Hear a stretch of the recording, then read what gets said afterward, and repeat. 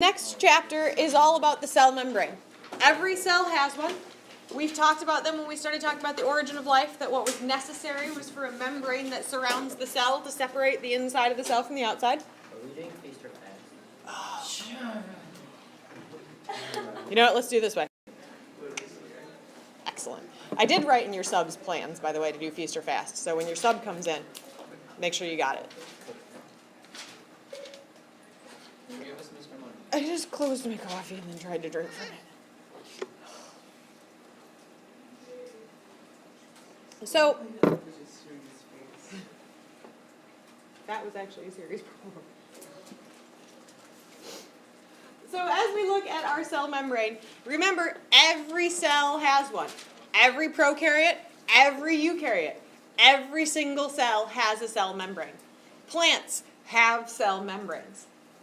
Animals have cell membranes. Every single cell has a cell membrane. Sometimes it's a point of confusion because we're like, oh, plants don't have a cell membrane, they have a cell wall. They have a cell membrane and a cell wall.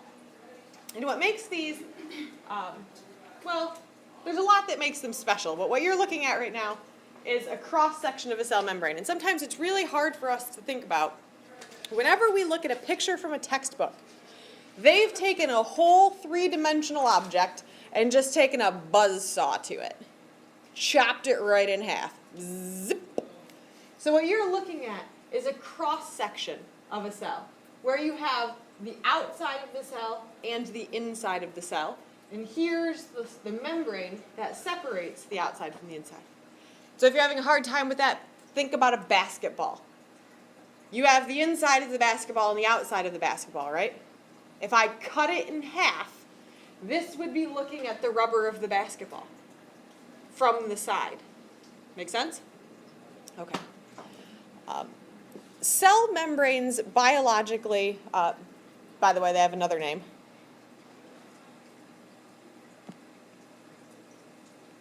Cell membrane can also be called the plasma membrane.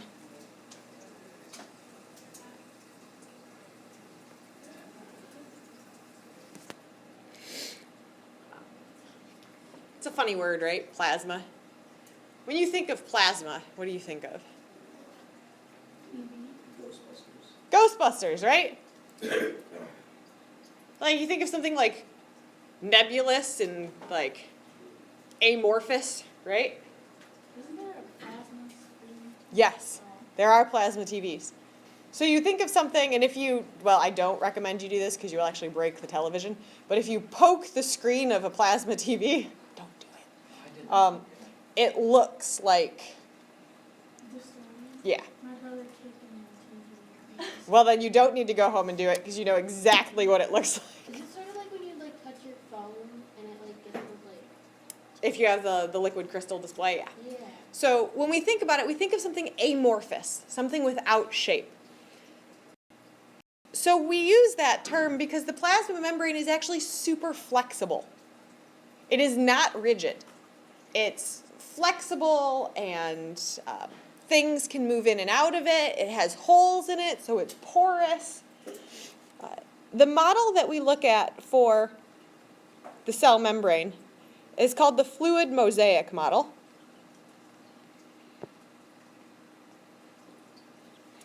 And the fluid mosaic model, fluid is not, it doesn't mean liquid. Fluid here kind of relates to the word plasma, where it means flexible. So when we say that a ballet dancer's movements are fluid and graceful, we don't mean that the ballet dancer looks like a bucket of water, right? We mean that their movements move like the surface of water. It's smooth and not necessarily even, but not disjointed. That's what we mean by fluid here, not water. It's a mosaic. Like, broken apart different tiles, different shapes and sizes, but they fit together. They fit together and they make one big picture, right? So you guys are familiar or should be familiar with the low altars over at Divine Child. The two low altars on the side, you have one on the left, that's the Blessed Mother, and the one on the right is St. Joseph. I think I got that in the right order. One on the right is. Wait, if you're looking at it, or? If you're facing the altar, The right is Yeah, Joseph. the right is Joseph and the left is the Blessed Mother. Yeah, because her mantle is pink and blue. He's holding, yeah. I just remember by the So you've seen them. You know what I'm talking about? You ever gotten really close to them? No, we actually I sat like in the row before. Yeah, they're made of They're made of tiny little tiles, and those tiny little tiles, if all of the tiles were the same, would Joseph or Mary be there? So every tile is slightly different. You have all of the colors. So Joseph got white for the lily that he's holding, a light shade of brown for the right angle. Why does he hold a carpenter square? He's a carpenter, right? That's how you know when you look at him. You know it's Joseph because he's holding a lily and a carpenter square because he was a carpenter. His carpenter square is a lighter shade of brown. His apparel is a darker shade of brown. His cincture around his waist, so that belt around his waist that's usually made of like a rope-like material, that's a lighter shade. If all of the pieces were different, there would be no picture. And there's something about the differences that make a beautiful functional picture, right?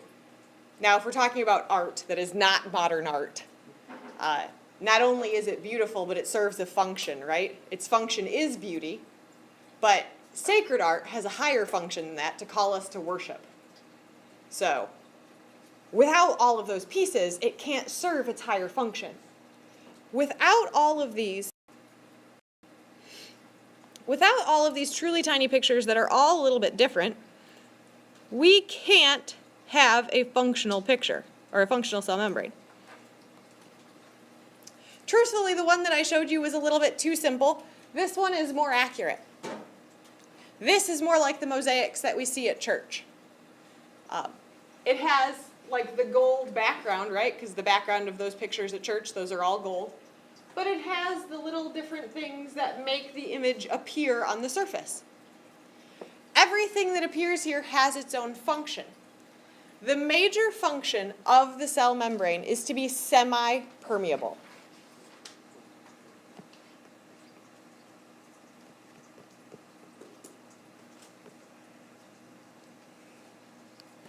Oops, that's a B. So it's semi-permeable.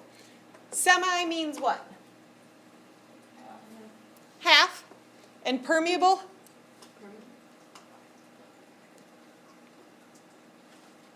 It's kind of a weird one. It's like absorb or pass through. To pass through. So semi-permeable means some things pass through but others cannot. Let's take a couple minutes in your groups or with someone near you to think of things in real life that are semi-permeable. They're a barrier that lets some things through but others not. Discussed momentarily. So, taking a look at this membrane, the first thing you should notice is the vast majority of it is these little blue things with two tails on them. Those are called phospholipids, which is why we call this a phospholipid bilayer. Do you need to sketch this in your notebook? It's gonna take a while. That'll take like. It looks like a piece of. Well, We could print off a picture and. What I generally do for sketching it in my notebook is something like only half size of it, like that, and I just draw some phospholipid heads and tails. So hopefully you remember phospholipids. When you heard that word before, you heard it in chapter 2 when we did chemistry. When we did biochemistry specifically, it's one of our 4 major categories of biomolecules. It was an example of it. Which category is it? It's a lipid. Thank goodness it ends with phospholipid, right? It is an example of a fat. So all cell membranes are composed of fats, of lipids. That's why lipids are an absolutely essential part of your diet. That's why if you have a diet that's too low in fat, your skin ends up drying out. You don't produce enough fats to have to have new membranes made for all of your cells, So your body prioritizes which cells are more important, and it's going to keep making the really important ones. It'll maintain things that matter like a lot, like internal organs, and well, your external organ, like your skin, gets forgotten about. So lipids, important, huge part of your body, totally necessary. No, I did not just give you permission to go home and eat a stick of butter. Wrong kind of lipid. What about margarine? I feel like you should just be safe and do it anyway. Just like fat, like It's a wax, yeah. What's the difference between margarine and butter? One of them, butter, is an animal fat, so it's a naturally saturated fat. Margarine is a plant fat that's been artificially hydrogenated to become a solid from a liquid. That's a margarine. So that's the kind that was a plant that was artificially hydrogenated. Also a fat, processed differently by your body. So when I tell you fats are necessary for this, I'm going to remind you the kinds of fats your body can use to make this and not the others. You are not using like the saturated animal fats to do this, so no, you may not just go eat a whole bunch of butter or a whole bunch of steak or a whole bunch of bacon. You are not even using those partially hydrogenated ones, so margarine. You are not using frying oil, so potato chips, fish and chips, it is Friday after all. Those things, that's not the kind of fat you need. The kind of fat that your body is going to use to do this would be the kinds that you find in some fish, like the omega-3 fatty acids. That's why you have to eat those. So some fish, almonds, are healthy fats. Anything that is labeled they call them MUFAs, monounsaturated fatty acid. Any of your MUFAs are fine. So keep that in mind as you're evaluating what you put in your food hole. So question, does it does the fat stick to the cell membrane or does it go through? The fat is the cell membrane. Oh. So what it is here is we have a phospholipid, so that little thing that's a circle with two tails. The tails are fatty acids. So we have a glycerol head. We've got those blue things here. So those things are glycerol. Hold on. These blue things are all glycerol. You should use the lightsaber.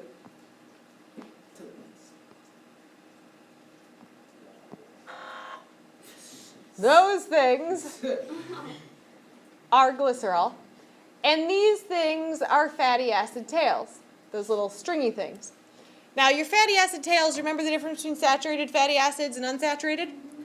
On a phospholipid, one is saturated and one is unsaturated. So every phospholipid has two, one saturated, one unsaturated. The unsaturated one is the bendy one. You'll notice in my diagram, one is bendy, one is straight. That's really, really important that they're different.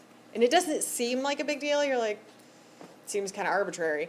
But it entirely affects how semi-permeable your membrane is. I'm going to have you guys do this as a... So, the nature of one being saturated and one being unsaturated determines how closely packed the phospholipids are. Just like you guys were, when you have two that are saturated, you pack very closely together, and it means you can't fit anything between the spaces. Nothing goes in, nothing goes out. That's bad. It defeats the function of our mosaic. But if both are unsaturated, the spaces are too big, and then it's just a free-for-all. Might as well just not have anything there at all, because anything can go through. So the fact that one's saturated and one's unsaturated affects membrane fluidity, is what we say. How closely they pack together, and whether or not things can pass through. Sure. Them being one fatty acid tail being saturated and the other being unsaturated affects membrane fluidity. Affects membrane fluidity.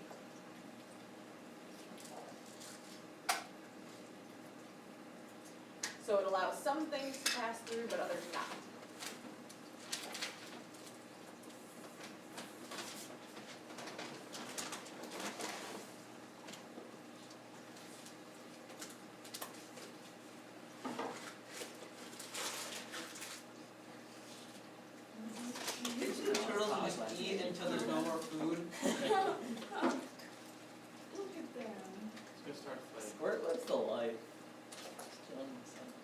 actually two of them were laying on top of each other this morning, with a squirt on the bottom, and another one like half perched up on the squirt like this, and I laughed. Are they friends now? No, they're decidedly not friends, but I don't know why Squirt was being so pleasant about it. I think that's called like Squirt's just turtle. kind of temperamental. He's gonna jump on him. So when I say it affects membrane fluidity, that means it affects how closely phospholipids pack together. It affects how closely phospholipids pack together. Can you have two unsaturated, or, so it's not possible? Nope. It's absolutely essential to the function that it's shaped the way it is. You'll notice that there are actually two layers of phospholipids here. That's why we call it a phospholipid bilayer. There's one on the bottom and one on the top, and they fit together like a sandwich, where the glycerol heads are the bread, and it's Friday, so we'll go with the fatty acid tails are the peanut butter. Couldn't be any meat product, and everyone knows that tuna fish is disgusting. What? I enjoy it. And I took a scale on my tuna fish in like 4th grade and I haven't eaten since. At least you know it was fish. Do you? Do you know that? Yo, what if you had an experience where you know it was fish? Truthfully, the only tuna fish I would ever eat was the ones that my grandma made. And since grandma passed away, looks like I don't have to eat tuna fish anymore. We What went about to tuna fish a salad? restaurant in a boat, and we asked for tuna fish, and they brought us like chicken in a sandwich. Was it chicken? What?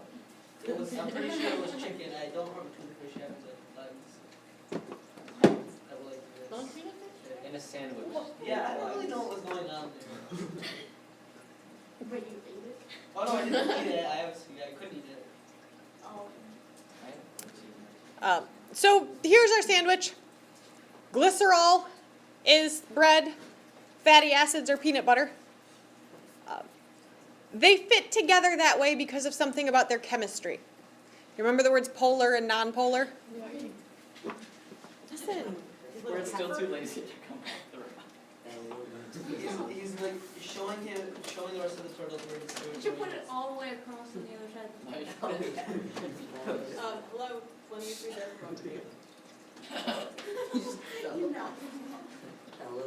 There was like this one time the tiny turtle was trying to get on top of the big and sword. So- and speared him alive. Do you remember the words polar and nonpolar? Yes. Polar is a synonym for hydrophilic, and nonpolar was our synonym for hydrophobic. Hydrophilic, Hydrophilic, means water loving, and hydrophobic means water fearing. Can you repeat the second part? Non-polar is what? Nonpolar is hydrophobic, polar is hydrophilic. Hydrophobic. And that's why our phospholipids arrange, God bless you, that's why our phospholipids arrange in this bilayer, because it protects the hydrophobic part, the water-hating part, from being exposed to water. If we look at it, wherever you see extracellular side or intracellular side, those two things contain water. So if they arrange themselves with the glycerol on the outside and glycerol on the outside and glycerol on the inside, then the glycerol is exposed to water, which it loves. Glycerol is hydrophilic, it's okay with that. And it carefully protects our fatty acid tails that are hydrophobic or nonpolar. It carefully protects them from any water exposure. So it's a brilliant chemical device, essentially just based on the chemistry of it. The fact that you already know what happens when you put fat and water together. What do? Separate. Separate, right? Oil and water. Bacon, fat, and water. It's going to separate. Small amounts of polar things can make it through the spaces between our phospholipids, but only very small ones. So a water molecule here or there, can pass through easily. Not large amounts of water, though. Not a huge, not like a gusher. It's just an individual molecule here or there will pass through freely. There's a bunch of other stuff stuck on here, right? They have crazy, crazy names. Go ahead and write down the stuff, the names of all the stuff that's stuck in there, including integral membrane proteins, carbohydrates, peripheral membrane proteins. Cholesterol's right there. Okay. Write those names down and we'll go through what their functions are. Is going to help the cell membrane at different temperatures in different ways because of that exact principle. The cell membrane's mostly fat. We said that, right? It's phospholipids.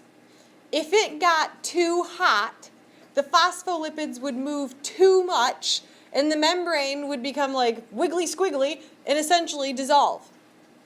That's no good. If you're trying to keep a cell alive, having a membrane just fall apart, probably bad. But as an organism gets colder and colder and colder, all of the fats do the same thing that bacon fat does in a pan when the pan cools down. It settles closer and closer and closer together, and it becomes a solid. And that's just as bad, to have a solid cell membrane, because it's not semi-permeable anymore. Nothing will pass through. So the cholesterol stands in there as a marker. It prevents phospholipids from moving too much. It's like a solid post. So when you guys were gathered together as your theoretical cell membrane, it's like if I had put a desk in between some of you. It's going to prevent you guys from moving too far in either direction because there's a solid post in between you. That's what cholesterol does here. So it prevents, when it gets cold, it prevents it from settling and solidifying. And when it gets too warm, it prevents it from wiggling back and forth and essentially dissolving. So when people have like high cholesterol, there be too much of that? So when people have high cholesterol, the problem is it's in their bloodstream. And then it will do precisely that. It will become a solid in the bloodstream, which causes, heart disease, heart attacks, arterial sclerosis. Pretty big deal. But you do need some cholesterol. That's why the FDA or whoever it is that makes that ridiculous pyramid thing, let me be honest with how I feel about the pyramid. That's why they just said you can eat egg yolks again, because for a long time they're like, oh, avoid egg yolks, too much cholesterol. Well, no, you actually need cholesterol. It's important because it does this. So it has a good function. It's when you have excess cholesterol, it makes its way to your bloodstream, and that's where we get heart disease. How long did it take for someone to find an effective way to study all this stuff to observe? Very long time. We're still doing it. How can you because when we were looking at cells, you couldn't even see anything inside of it, and then Much how can fancier. they see this stuff that's even on the part? Much fancier microscopes than we have. So what you guys use are only like $300 to $500 microscopes. When you start spending hundreds of thousands of dollars, you can see a lot more. Why would anyone? Um, How can they It's at universities, research No, I know, institutions. but they have no color though, so how can they determine what they do and how they? They use what we call a scanning electron microscope. So you shoot the thing with a bunch of electrons, and instead of actually seeing the item, you see like the surface of the item. So the microscope gives you a picture of what the surface looks like, and then from there we can determine what's in there, what we see, what we don't see. Yeah, how do you see what they do though? Functions? Some of it's extrapolated function, some of it we computer model.